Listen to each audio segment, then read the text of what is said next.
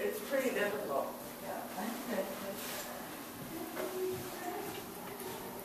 That's a good idea. So? Yeah.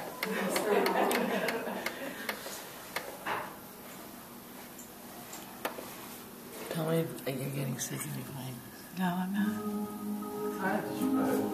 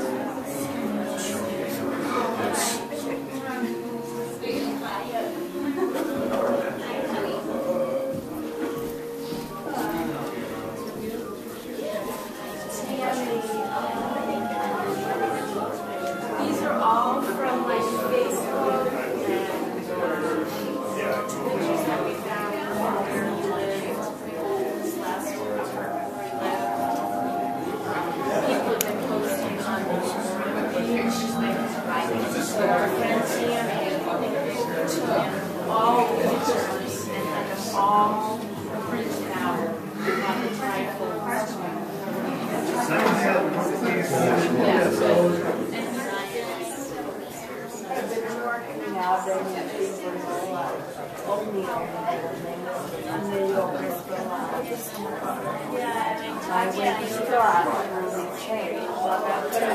On the right here. Oh, I'm just happy it hasn't got out.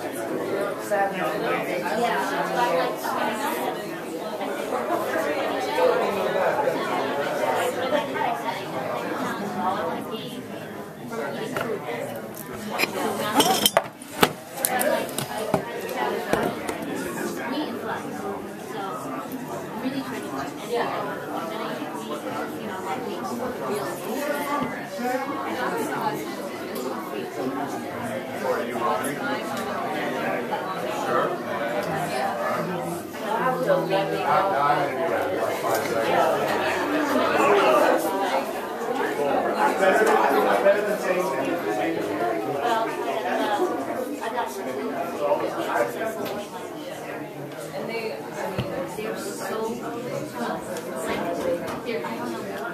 Like they have blue good, how good they are.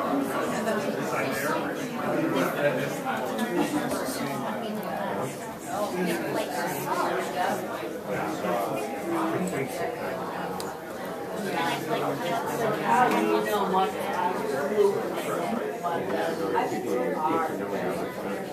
but I'm trying to find a cool way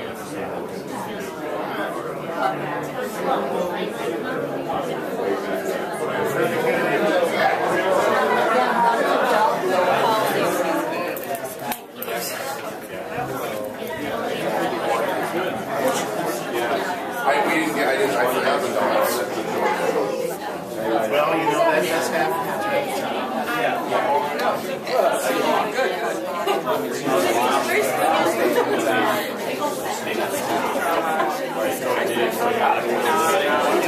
My mother still has to, I get it. So it's pretty good deal.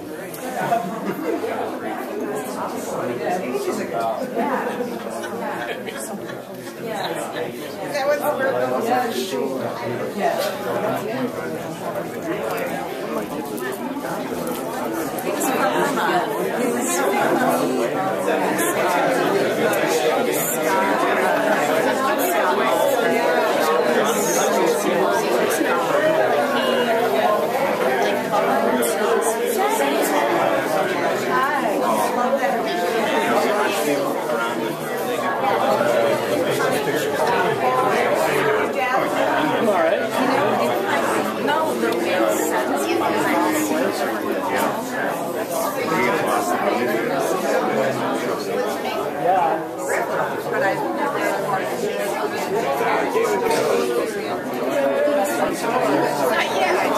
Sorry. I had a sandwich over.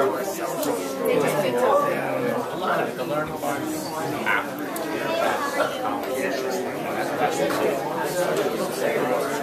How's everybody?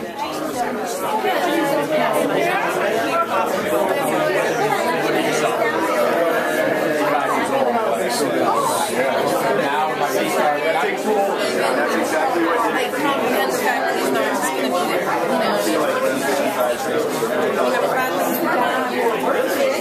Yeah. And oddly, I just told him I wanted to move on to something different. And I just got myself a new job and everything. And it's just...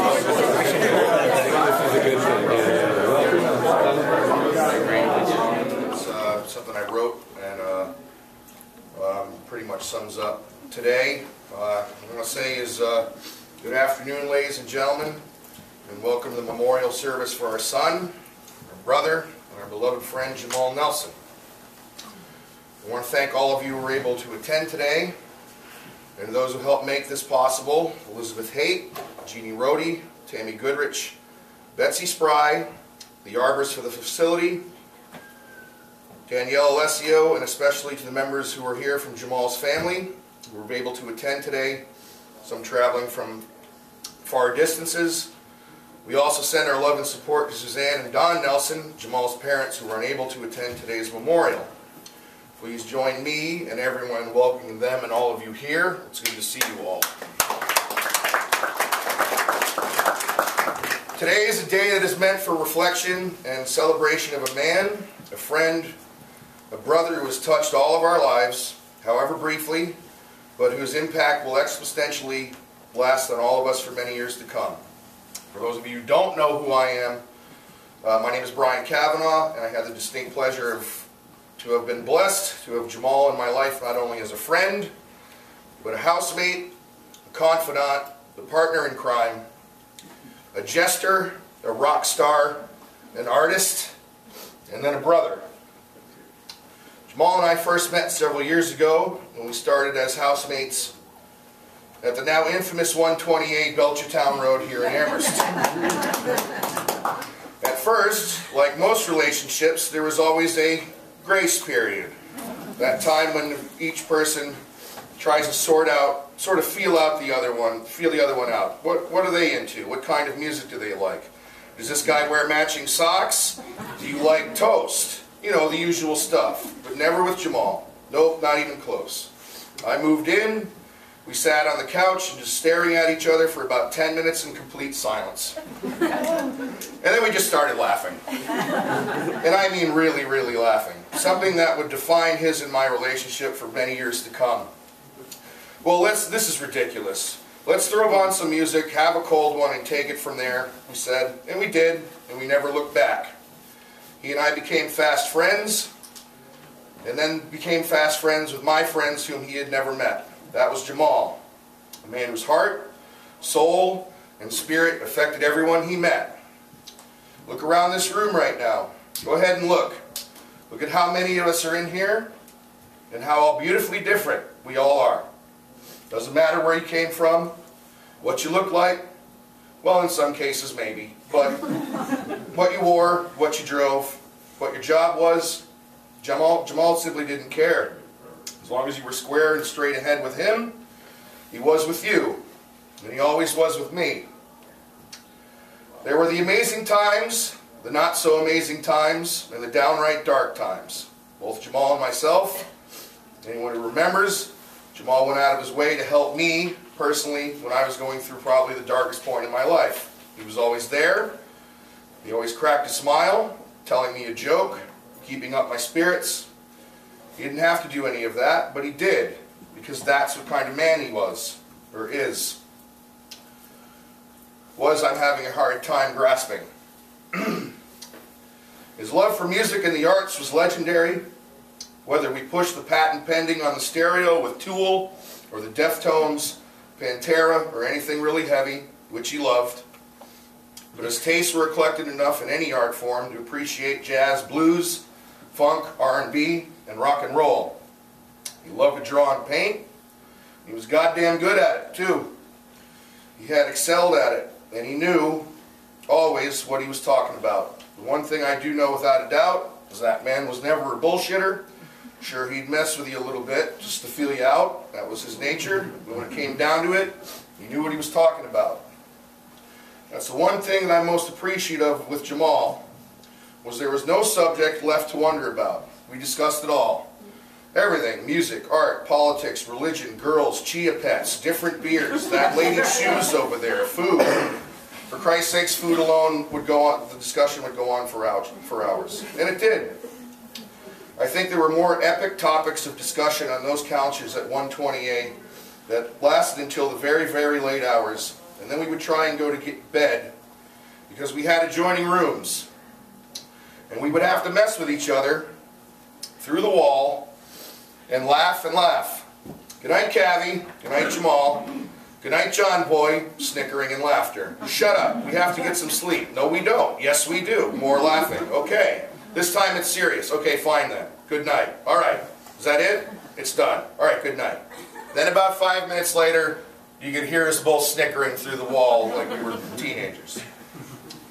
I can honestly say that I've never laughed harder with anyone in my life than with Jahmal. And I mean hardcore laughing. Jahmal had a wit and a wry, a quality sense of humor that only someone as twisted and as absurd as he was, insert me, could appreciate, and it was like a comedy team. Never mind Martin and Lewis, or Pryor and Wilder. When we got together, it was a complete laugh-a-thon. And usually, the more people around, or the bigger the audience, the funnier it got. Case in point, and I was asked to reflect this story by multiple friends after I told it. There was a period of time when we all lived together, Jahmal, myself, Sam, Todd, Dave, Jen Lee, God rest her, Scotty, and just to add, I watched Jahmal do this again in November. He hadn't lost a step. Everyone has been in a conversation with another person, usually an acquaintance, and you're talking to them or they ask your opinion. They tend to not listen to you.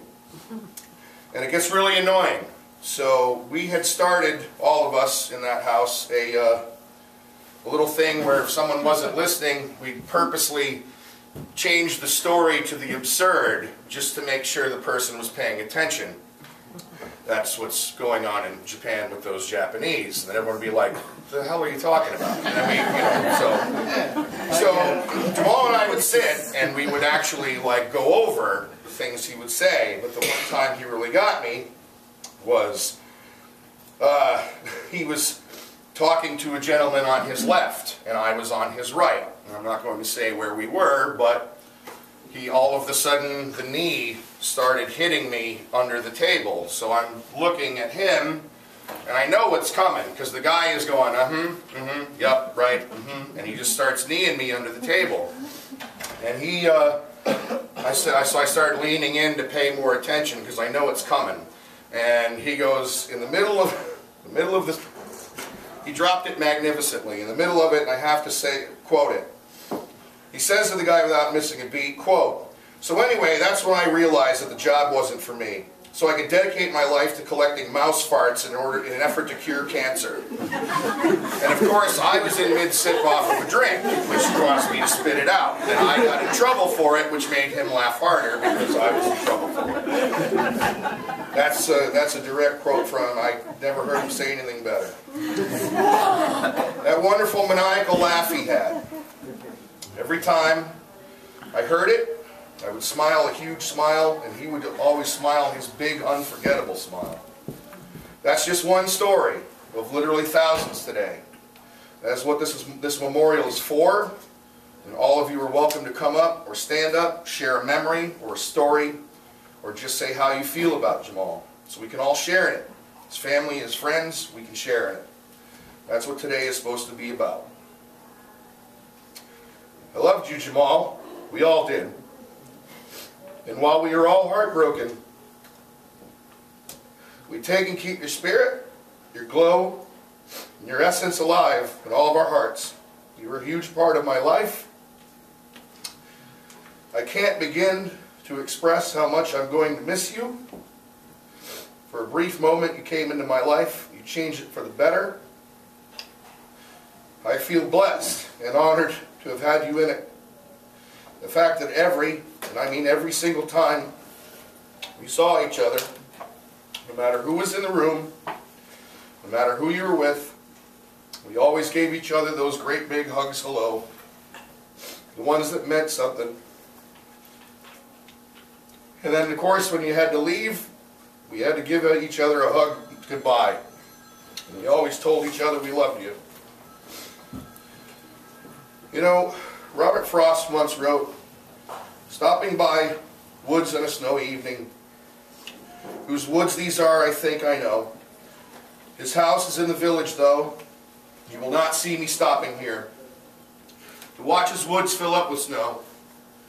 My little horse must think it queer, we stop without a farmhouse near, between the woods and frozen lake, the darkest evening of the year.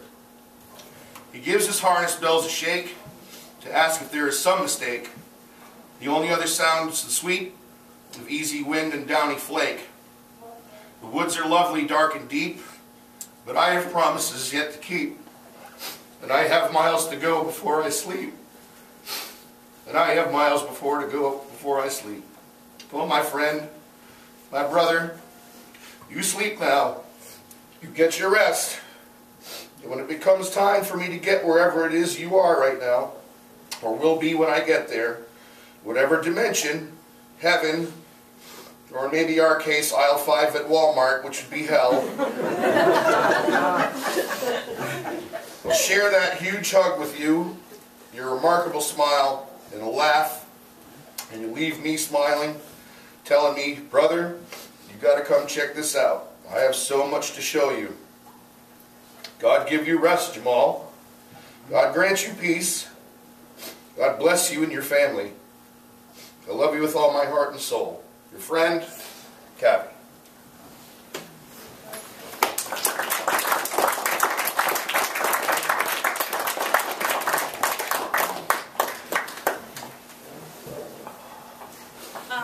Okay, so I don't know, Liz, if you want to come up now and say something. You don't have to. I'm not putting you on the spot. I really am. Or Jeannie. Jeannie, isn't there a ticket under the seat? My name is Jeannie, and I also had the wonderful pleasure of knowing Jahmal so well. He and Liz and I spent many, many hours together at the house that I lived in on Lake Metacomet, to the point where it really felt like we were housemates, because we were pretty much inseparable. And what I say will be very brief, but so many memories from there. Something that always stuck with me the most when I was in our living room, and, well, I should say, the doors to the house were very low, put it that way. So Jahmal always had to duck when he would come in. So, especially the doors to the lake. And I remember just standing in the living room one day, and he said, you know, this door isn't up to code, because I'm 6'7", and if I have to duck, then it's not up to code. You know, that's just it. And it struck me for so long, and to this day, often, if I go through a low door, I wonder if Jahmal can fit. And what I say to you now, Jahmal, is that where you are, there are no doors, there are no boundaries, there's only love and light for you. And we will all miss you forever, and you will always be in our hearts, that beautiful smile. And that's it. Thank you. God bless.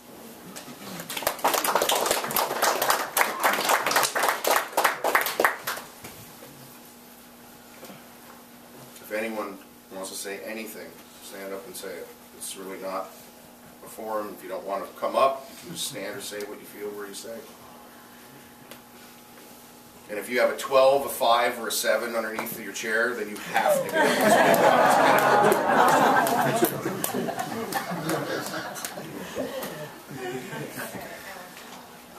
I'm not really good at public speaking. I'm really good at speaking in little groups.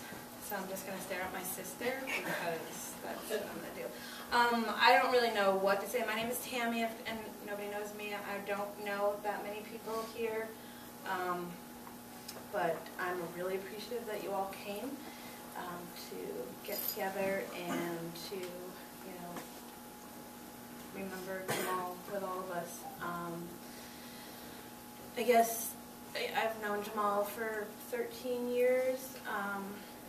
Brian forgot to mention that I too lived at 120, although I did not pay rent, I did clean the house. So I'm counting myself and Sarah Lowe, I'm counting her as well, because we were there. And after 120, Jahmal and I moved to Pelham, to his parents' house. It's now, what is that restaurant called now? We were just there yesterday. It's all pops and whistles at this age. Okay. So we lived together in Sudan and Donnie's. They made it into a package store, and then the other part was Jahmal and my house.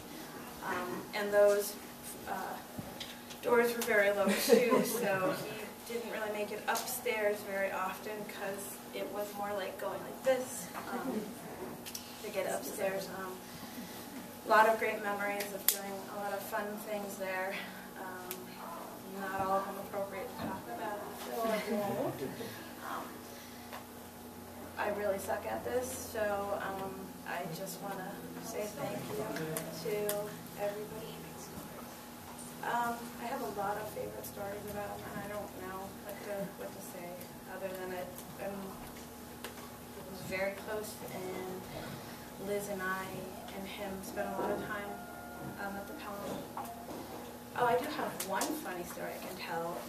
When Liz and him were first dating, and they were kind of arguing like first date, you know, when you're first dating somebody.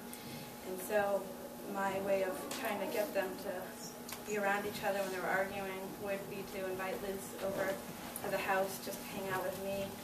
And they actually stopped fighting that one night because Liz and I were upstairs drinking wine, and I had this beautiful white rug upstairs. And she proceeded to knock over the red wine on the rug, and I would proceed to clean it up, and then she proceeded to spill one again, and then I proceeded to clean it up, and it went on 4 times until we were laughing so hard that Jahmal came upstairs to see what was going on, and we all just sat there and laughed. Probably should tell you that I have OCD, so anything that's messy or spilled is just, you know, kind of, yeah. I can't do this, so I'm going to sit and do some other talk.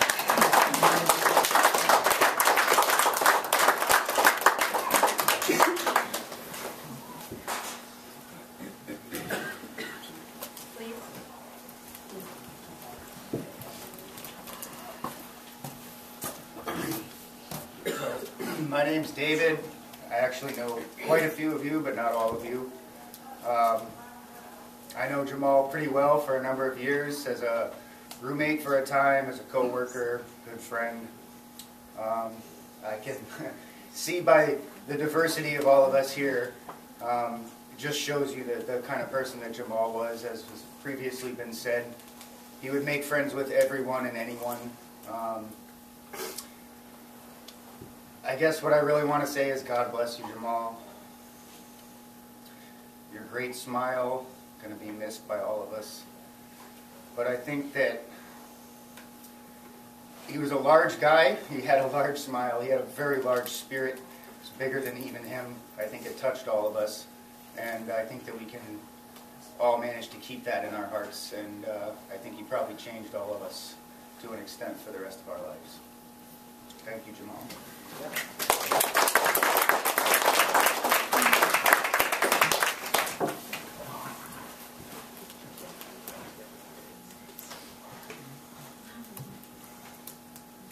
We weren't kidding about the 12, 5, and 7. You're going to have to get them. So. Yeah, I had a 5 under my name. Would anyone else like to say anything? Okay. We'll wait for Liz. We might be waiting a while. If people want to just stand up and say their name and say hi, well, that sounded stupid. Well, it's the awkward silence. I'm not Sammy Davis Jr. I'm not tap dancing. But you want to, please. Hey everybody, my name's Jason. I'm a friend of the Nelson family. Jamal's little brother Paul is a good friend of mine. And I met Jahmal. Paul was talking about his older brother, and you know, showing me art and showing me things about him, and you know, say little stuff. You know, we were friends, and I knew he had an older brother. And then I met him, and I didn't realize he had an older brother. Paul is a red-haired kid. I was very startled, but Jahmal was awesome. You know, he was awesome, and like everybody was saying, you know, it doesn't really matter. Everybody here is different, and I think he took all of us, you know, in the same. No matter who you were, what you did, I think everybody got a chance. And we spent some cool times together, and got to hang out with him. And you know, I really respect his family and Alana's here. And I spent a lot of time at their house. You know, it was like to hang out, home away from home kind of thing. And yeah, I just had a good time knowing him. He never had anything bad to say that I remember. He was just a good guy, you know. And he's a good brother. And that was the thing that I probably will remember the most, is that the way that his brothers talked about him before I met him is how I would like my brothers to talk about me. You know, if nobody knew me and they had to put a good impression across, and that's cool. You know, it's good to have that.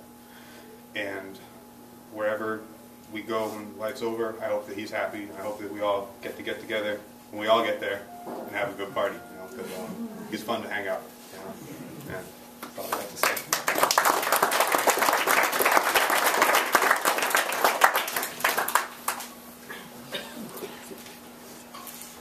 I'll say something. My name's Melissa or Lissy, and I know some of the people here. And I knew Jahmal because he was Liz's boyfriend, and that was really how I met Jahmal and got to know him. And he was always such a nice guy, and he always had great hugs, and he never had a bad word to say about anybody. And my best story with Jahmal is that when I had a condo in Echo Hill, he painted my kitchen red. And I wanted a red kitchen. I don't know why I wanted a red kitchen, but I did. And I was really impressed that he didn't have to stand on a ladder. We up over the cabinets, and we had a long discussion about being tall and what that meant. And I got a stool, and I stood on it just so I could be eye level and just imagine how it was to be that tall. And he embraced being tall, and he didn't mind being called Too Tall Jahmal, which is what I usually call him.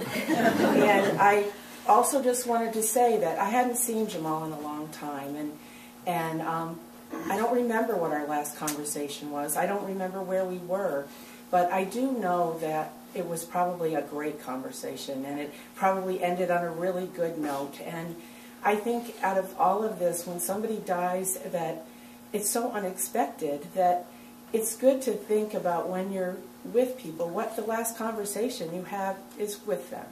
And that would, if you were not to see them again, would you have a good feeling in your heart when you didn't get to see them again. And I'd like to say that I feel like that about Jahmal, and I bet a lot of people here do.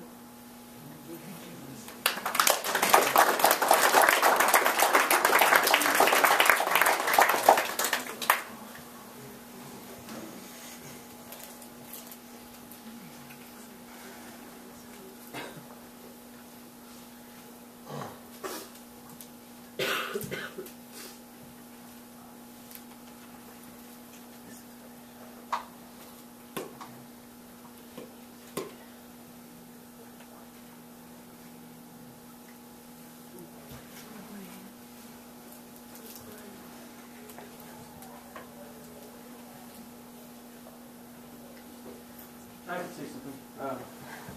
My name is Tiffany Morris. I knew Jahmal. I don't know anyone here. He's super cool, and I especially don't know Brian, but hearing, I don't know wherever you are, but hearing you talk about the way that you hung out with him, I swear is exactly like I knew him 15 years ago.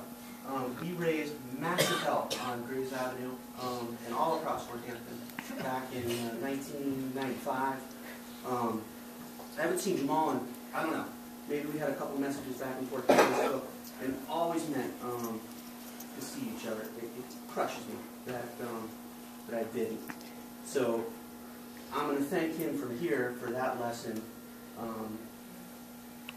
because there's a whole bunch of people I'm going to catch up with. But I just got to say that I remember swimming with him.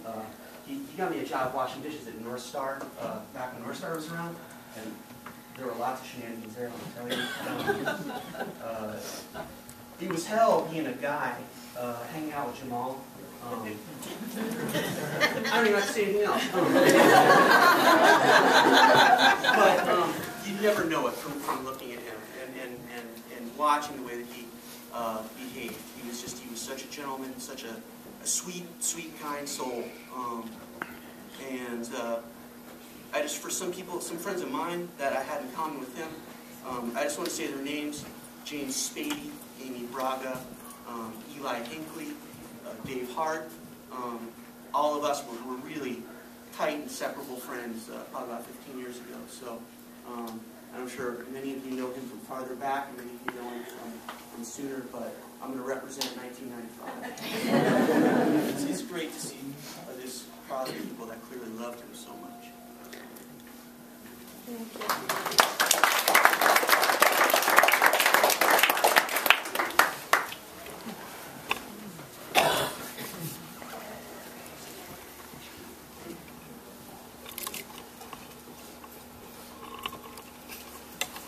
I'll say something. I'm Jahmal's aunt, Patty, and you know, Donnie and Suzanne, his parents, are near and dear to us. The Nelsons aren't known for being very tall, and Jahmal stood out in the family in a tall way, in more than one way. One of the last times I saw Jahmal, we were all playing wiffle ball in the backyard, and he's a good wiffle ball player. We all miss him very dearly, and one of the things that helps me is that I think he is in a better place, and he's not feeling pain.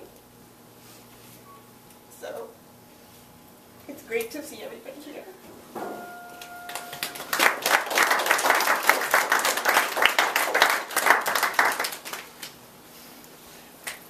Okay. I'll probably break down anyway, so I might as well say it. I first met Jahmal at the Spoke, of course. You know, and I was with Jen Lee, God bless her, and I said, who's that weird guy down there? Very tall, playing pool. And she said, oh, that's Jahmal, he's from California, and he just came back, he's painting with Pip. And I didn't think anything of it. And we just kind of got to know each other, and something just clicked. And I knew it, and I think he knew it, but he was in such denial. It was, and I said, look, let's just hang out, have fun. I hardly know you that much, you know, let's just have some fun. And we kept hanging out, and we really got to know each other, and we were driving in my car one day, and he just looked at me, and he said, I think I love you. And I said the same thing, and that started our relationship. And I never had so much fun with somebody, even bantering and as sarcastic as we both got with each other in such a loving way, but we would just laugh so hard afterwards because it was so funny, and we knew that we couldn't talk with anyone else like that because they would be so offended. And I have to remember that if I leave the house, I can't treat people the way that I treat Jahmal. But he was just a sweetheart, and we had a lot of laughs and a lot of good times down at the Cape. It's actually where he proposed to me, at the beach on the old lifeguard bench at night, and I couldn't see a thing. And he said, well, let's just go sit up there. It was a full moon. And we got up there. I sat down, and all I could see was that he was crouched in front of me, and I'm like, what are you doing? And he said, I don't want to be your girlfriend, your boyfriend anymore. And he had the ring, and then we called Alana, we called Paul and TJ and them, and we were down there. And we were down there also at a day where it was cold on the beach. I'm always cold. Some of you know this about me. I'm never warm. July and August is the only time that I really appreciate. And the beach was cold. If you can believe that. It was July. And we were on our lounge chairs, and we were sharing his iPod, listening to Johnny Cash. And I had the towel over me instead of under me. And he goes, you need to take that towel off of you. You need some color on that skin. And I looked at him and I said, that's what you've always wanted, isn't it?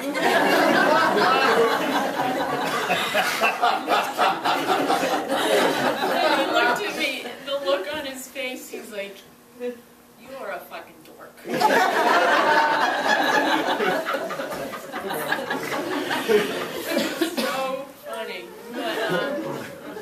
We just had a lot of fun together, and I know now that he is in a good place.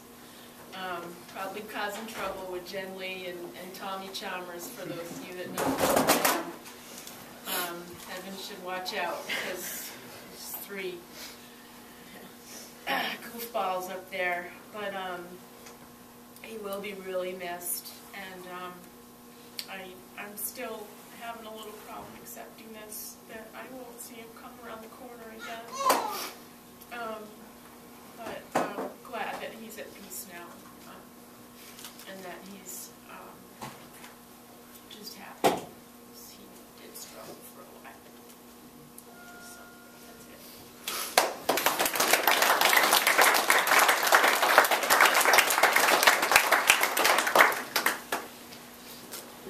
This is daughter. I didn't want to speak. I don't like this stuff. This is my second memorial this month. I lived with my mom and Jahmal throughout pretty much the whole relationship. I moved out of my mom's house pretty late age.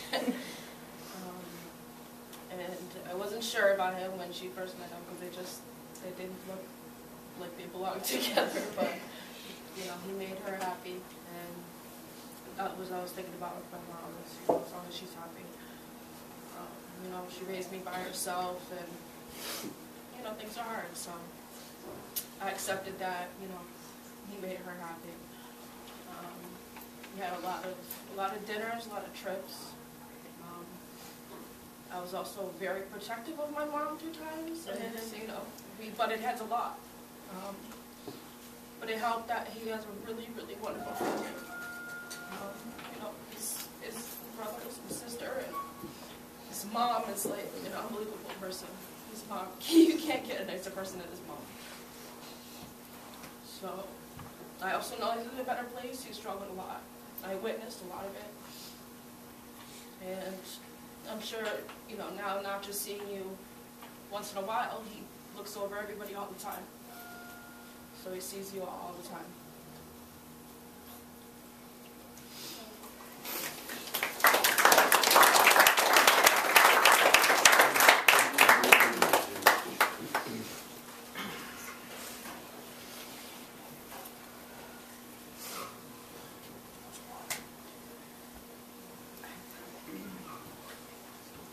Man, we could really use him here to kill these awkward moments. We're still waiting for him to walk through the door and say, "Gotcha, fuckers." No, that'd be you.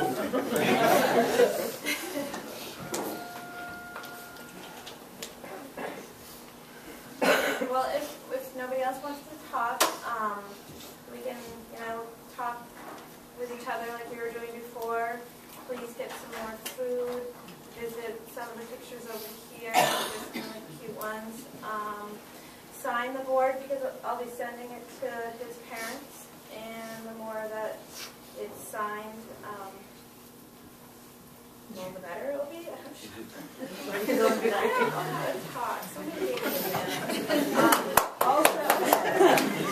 Also, if you guys will go on to the online obituary and sign his guest book, because I want to put that into a hardcover book with pictures and send that to his parents as well. So if you guys can go and do that, not right now. That's on Facebook. It's on Facebook, it's on Gazette.com. It will be on for a full year. So you guys have until February of next year to sign it.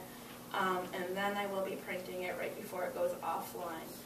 So spread the word so we can get some, you know, nice memories put there for him, so his parents can have that.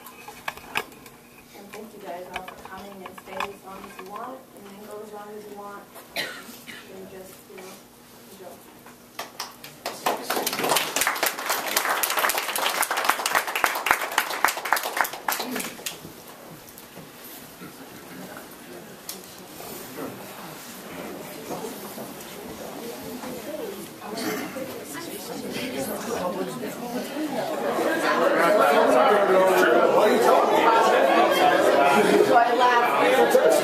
That's Ross. You're already gone. You'll wait till it leaves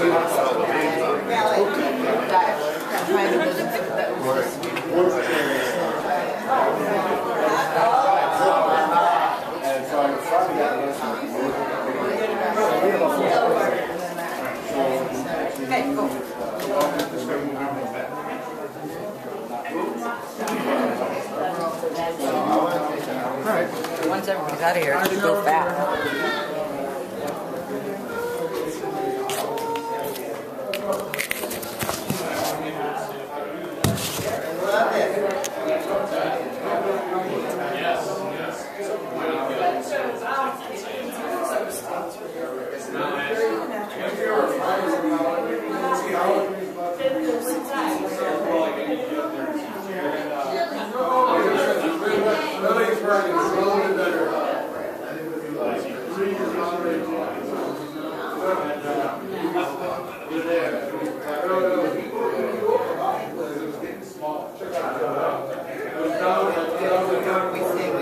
When you're not confined to being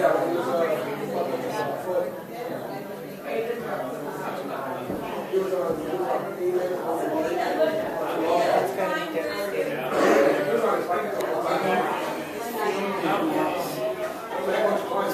And the guy that got up and talked about what kind of brother, I was like, wow, that was... Maybe I'll probably show up tonight, but he'll definitely have tomorrow. Or I'll be like to go to a pre.